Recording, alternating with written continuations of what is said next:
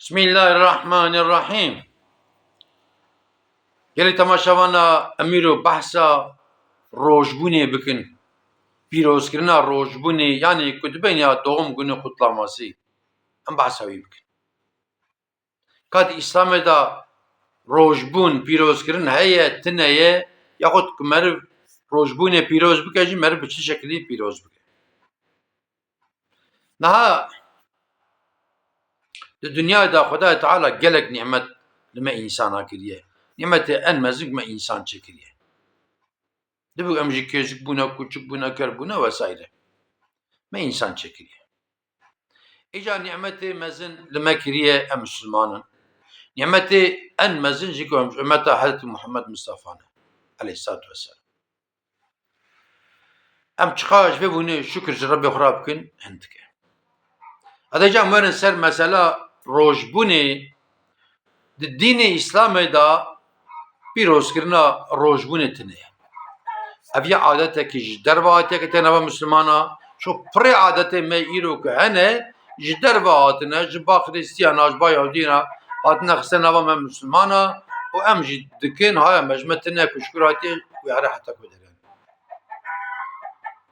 یعنی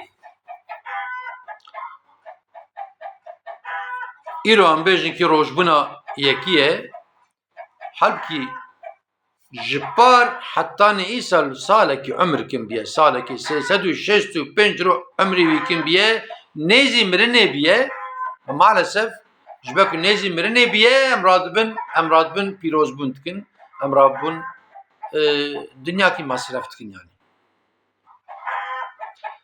بيروز بن چوات كنيرو يعني شبیه وانم بیشتر یک سالی دبه حتی نی 30 سالی 40 سالی جی از بالات میگه دنه انسان داون سوشال مدیای فیسبوک واتساپ وسایره که هر کس لگورا خود دنیا کی مصرف که اویاج اسراف خدا اسراف حاسه خدا دبه بخون اما اسراف نکن چد به برا به حتی رسول الله علیه الصلاه و السلام دبه اون سر بحری بنجی و دسمش گیر سه جراب پیشتر سر چاوه خونشون سه جراب پیشتر ملی خونشون بلکه آب بچکه ایرو هم حدیث رسول الله فهمت کن گلک گول ترکیه جی گول مزن که قیق سر چونه آتنه زوابونه آب بنه عرضا کن بونه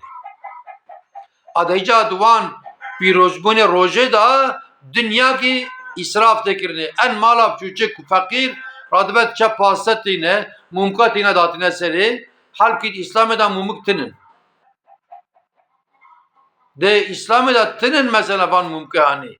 İslam'da ev kutlama u filan bevan tineye. De ica ligori zengimune merf kat gava kuare. İca em bejin çeşit pastatinin, kolatinin, em bejin devtinin, hinek mal belki arak ettiğinin, kuzu kurdu karate ettiğinin, bileku zilan bavra dans dikin. Hatta sere şebeke belki zinacı dikin. Ku xada dibin nezi zinacı nebin. Nezci nebin ku avka tişteki pisa direkt ne gote zina nekin gote nezi zinacı nebin. Ama maalesef drojbuni da hinek ciya vantışaj tekirne hani.